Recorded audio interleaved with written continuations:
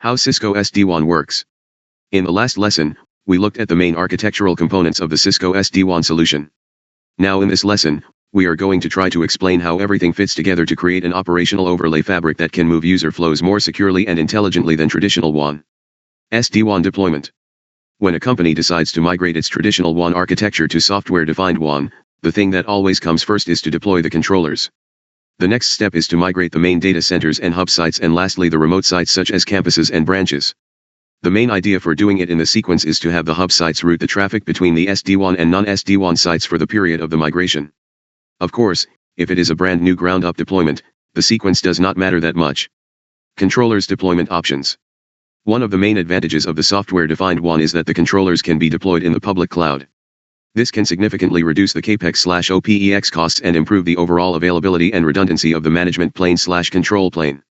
Compare this model to the scenario in which you have all controllers deployed on premises. You need to accommodate rack space, power, cooling, physical servers, hypervisor, and virtual machines or containers. You have to manage redundancy and backups on your own.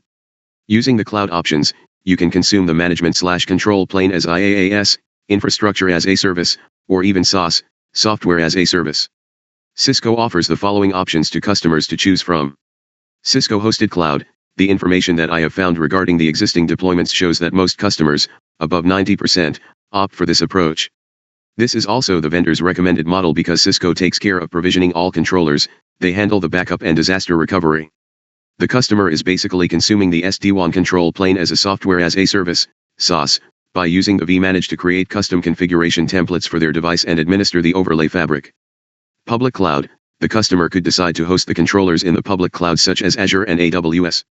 In this scenario, the controllers could be managed by a service provider or by the customer. On-prem, of course, the controllers can be deployed in the company's data centers or private clouds. In this scenario, the customer is responsible for backups and disaster recoveries. This is usually the case with financial and government institutions that must be compliant with regional regulators. Once the controllers are up and running, they must establish secure connections between them. As of now, there are two options to choose from when it comes to the underlying secure protocol, TLS which uses TCP transport, and DTLS which uses UDP transport. By default, all controllers use the DTLS option. If the SD-WAN is deployed in a zero-trust environment, Figure 3 shows the layer 4 information for all permanent connections between the controllers. Note that each core on vManage and vSmart makes a permanent DTLS connection to the vBond, resulting in 4 connections between vManage and vBond and 2 connections between vSmart and vBond. WAN Edge routers onboarding. Secure onboarding of the WAN Edge devices is a very important part of the SD-WAN solution. Identity and whitelisting. The Cisco SD-WAN solution uses a whitelisting model for authenticating and trusting the vEdge devices. This means that before a WAN Edge router is allowed to join the control plane, it has to be known by all SD-WAN controllers beforehand. Each device is uniquely identified by its chassis ID and certificate serial number. Controllers reachability. Once the SD-WAN controllers are deployed and have valid certificates, WAN Edge routers can start the onboarding process. At this point, the most important thing is to make sure that the vEdge appliances have reachability to all controllers via all available transports. It sounds like an easy and straightforward step at first, but when you look more deeply into it, you can see that there are some decisions to be made. The Edge device tries to establish a control connection over each provisioned transport, first initiating one to the vBond orchestrator before attempting to connect to the other controllers. All available transports are tried one at a time, starting with the WAN connection to the lowest interface number. Let's look at the typical scenario where a remote site has one private MPLS circuit and one broadband internet connection. The WAN Edge device would try to connect to controllers over the internet and the MPLS line. But if the controllers are deployed in a public cloud or any other third-party cloud, would the public IP addresses of the controllers be reachable over the MPLS circuit by default? I guess not. There is no MPLS service having all public prefixes redistributed into it. There are 3 common implementations that solve this issue. The MPLS has reachability to the public cloud by being routed through a data center or regional hub that has both transport. This method is shown on the left side of Figure 4. The public routable IP addresses of the controllers are redistributed into the MPLS cloud and the provider edge router advertises them to the vEdge. This method is shown on the right side of Figure 4. It is possible to establish a control plane connection through the internet connection only.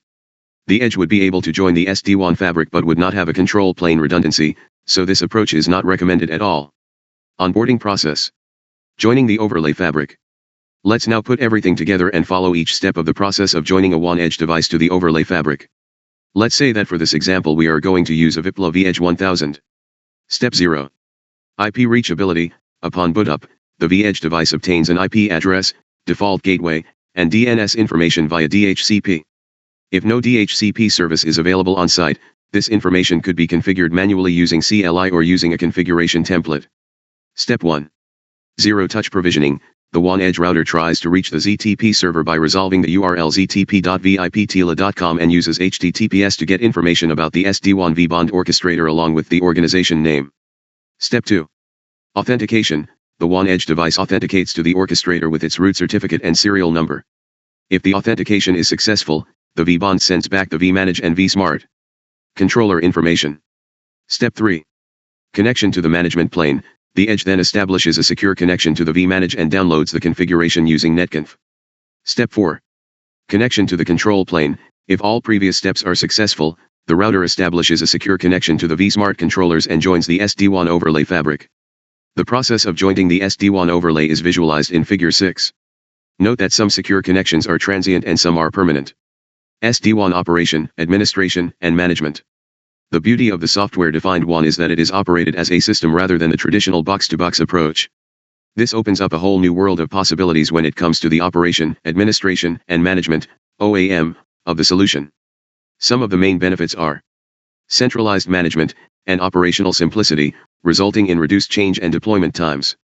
Transport-independent overlay. Because the underlay transport is abstracted away from the overlay fabric, any combination of transports can be used in an active/active fashion. This significantly reduces the bandwidth costs of the company. Sophisticated security.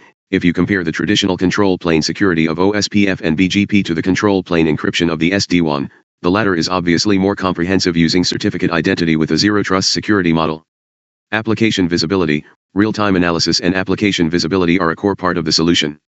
This enables the enforcement of service-level agreements, SLA, and tracking of specific performance metrics. We obviously won't be able to go deeply into any step of the process of establishing the overlay fabric. However, this is a short summary of how Cisco SD-WAN works.